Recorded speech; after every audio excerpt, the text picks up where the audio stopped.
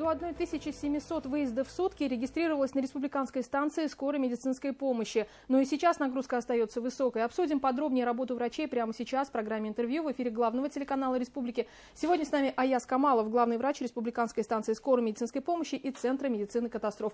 Аяз Ринатович, здравствуйте. Добрый день. Скажите, пожалуйста, на пике с начала пятой волны как вы работали, да, и насколько высокая остается нагрузка тоже сейчас? Катерина, на данный момент нагрузка на скорую помощь немного снизилась. Мы немножко получили передышку.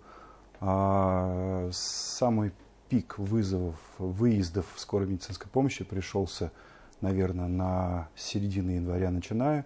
Пошел значительный рост выездов скорой медицинской помощи.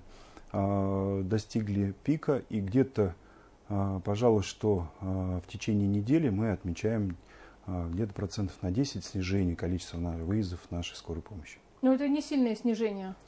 Ну, это не сильное снижение, но это снижение, скажем так, стабильное. Да, стабильное, то есть ежедневно мы отмечаем понемножечку снижение количества выездов. Ну, это хороший показатель. Да, это положительный тренд какой-то есть. Мы надеемся, что дело и дальше пойдет в том же темпе. В каком режиме сейчас работают врачи? Режим напряженный. Времени порой не хватает даже заехать и попить обычно чаю попить, даже простого. Да? То есть бригады вынуждены заезжать на базу для того, чтобы только пополнить медикаменты. Угу. В чем разница между экстренной помощью и скорой помощью? Как они должны оказываться, вот эти два вида разных? Ну, Катерина, здесь немножко не так. Да? То есть есть понятие службы скорой медицинской помощи и службы неотложной медицинской помощи. Скорая медицинская помощь – это непосредственно мы, это бригады скорой медицинской помощи, которые базируются на станциях скорой медицинской помощи, подстанции в Уфе. Их у нас 7. А неотложная медицинская помощь – это отдельная служба, она находится при поликлиниках. Но мы очень тесно взаимодействуем. Те вызовы, которые в дневное время скорая медицинская помощь на 0,3 принимает, температуру, то есть то, что не требует экстренного какого-то вмешательства, жизненно не угрожающее состояние температуры, мы их в дневное время передаем на неотложную службу. В противном случае скорая помощь со всем этим валом обращений, конечно, бы не справилась самостоятельно. То есть в самые пиковые дни мы на службу неотложной медицинской помощи, к тому, что мы выезжали и 1700 выездов сами осуществляли, мы до 1000 вызовов еще и в поликлинику на неотложку передавали. Для понимания, в допандемийное время, до коронавируса, да, сколько было в среднем выездов в сутки у скорой помощи? Такой вот лайтовый вариант, когда спокойно, абсолютно, это где-то 1100-1150 выездов в сутки.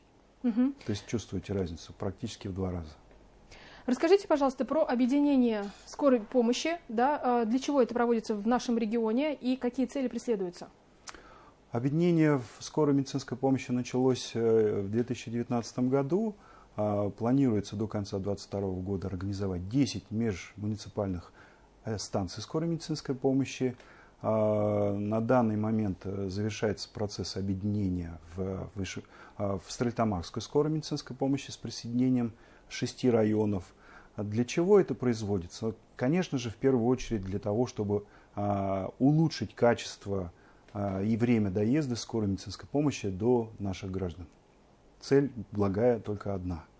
И одним из, так сказать, вариантов, вернее, даже не одним из вариантов, а мы к чему стремимся? Для того, чтобы стереть вот так называемые границы условные между межмуниципальными образованиями в Башкирии. То есть на вызов поедет не какая-то прикрепленная к центральной районной больнице скорой медицинской помощи, а ближайшая.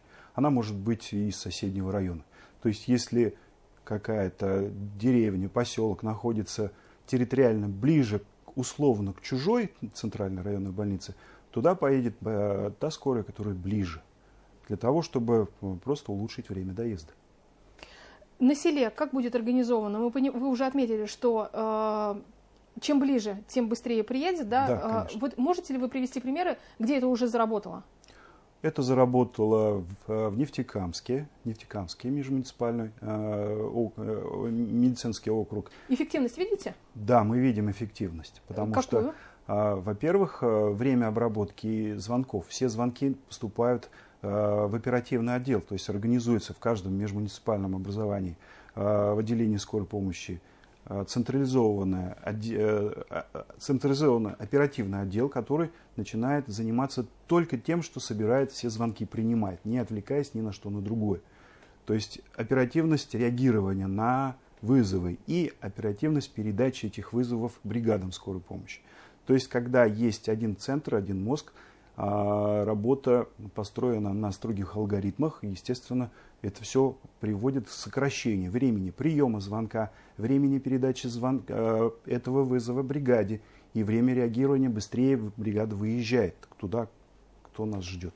Когда планируете завершить процесс? В конце 2022 года. Уже в этом году? Да. Будет 10 межмуниципальных отделений скорой медицинской помощи. Как вы оцениваете инфраструктуру? Кареты скорой помощи, кадры, да, врачи?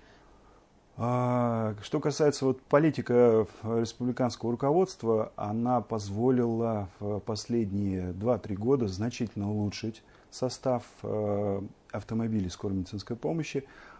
Процент мы определяем скорой медицинской помощи автомобили по годам, да, с года до 3, с 3 до 5 и свыше 5 лет. Так вот, машин свыше 5 лет у нас 10% только осталось.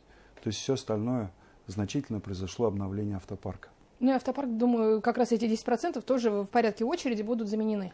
Да, конечно. То есть определяется, оценивается техническое состояние автомобиля. Естественно, если оно не соответствует тем требованиям для скорой помощи, оно возможно перевестись на какие-то другие, возможно, там, на неотложку, там, да, где-то не такие высокие требования для автомобилей. Аист Ринатович, очень важный вопрос по кадрам. По кадрам вопрос очень важный, согласен, да. Мы ощущаем острый дефицит. В принципе, тот комплекс мероприятий, который есть и который предполагается, там и социальные какие-то вещи, там, да, то есть предоставление субсидий на жилье. Много у нас Министерством здравоохранения, правительством определены такие программы, как земский фельдшер, дефицитные профессии. То есть сделано очень много в этом направлении для того, чтобы привлекать кадры.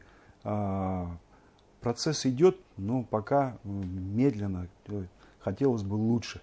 Сейчас, кстати, планируется и расширение филиалов медицинских училищ в Республике Башкортостан.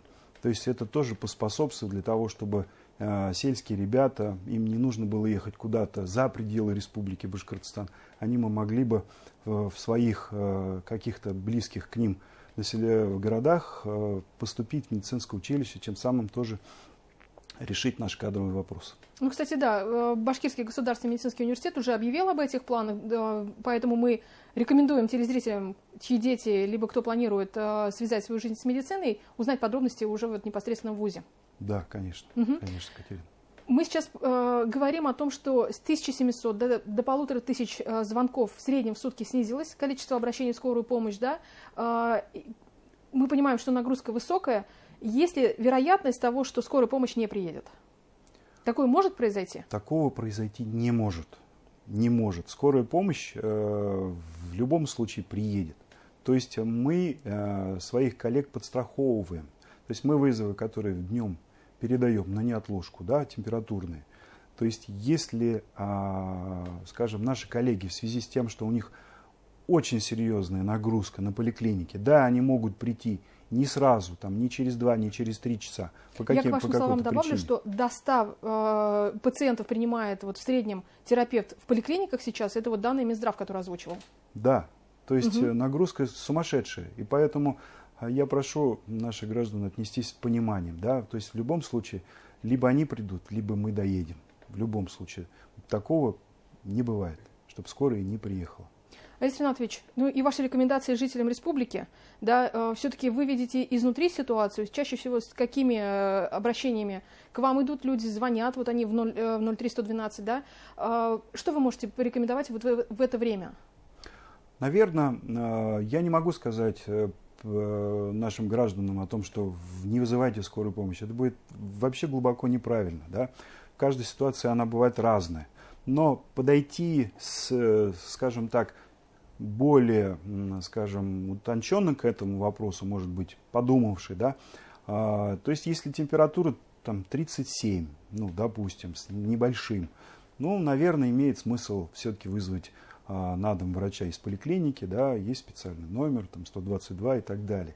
То есть скорая помощь первично это все-таки оказание помощи людям, которые жизнеугрожающие состояния, инфаркты, инсульты, ДТП, пожары, да, то есть мы, отвлекшись на тот вызов, который банальная там температура, конечно, скажем, в это время может случиться какая-то, то есть у нас есть чем заняться, поэтому если наши граждане с пониманием отнесутся к этому вопросу, только вот в дифференцировке, да, когда надо подумать, там, сразу ли стоит вызывать скорую помощь. Потому что процентов, скажем так, 50 из тех обращений, которые мы принимаем, ну, там такая обычная банальная амбулаторная история. Но мы еще раз понимаем, что каждый раз ситуация бывает разная. Там, да, и мама переживает за детей. Ну, разные бывают. Поэтому у нас нет такого, там, что мы, скажем так, как-то негативно к этому относимся. Абсолютно нет. Это наша работа, и мы доедем, в любом случае доедем, к вам приедем. Спасибо большое, Аяс Ринатович. Сегодня гостем программы «Интервью» в эфире главного телеканала Республики был Аяс Камалов, главный врач Республиканской станции скорой медицинской помощи и Центра медицины катастроф. Не переключайтесь, берегите себя, оставайтесь вместе с нами.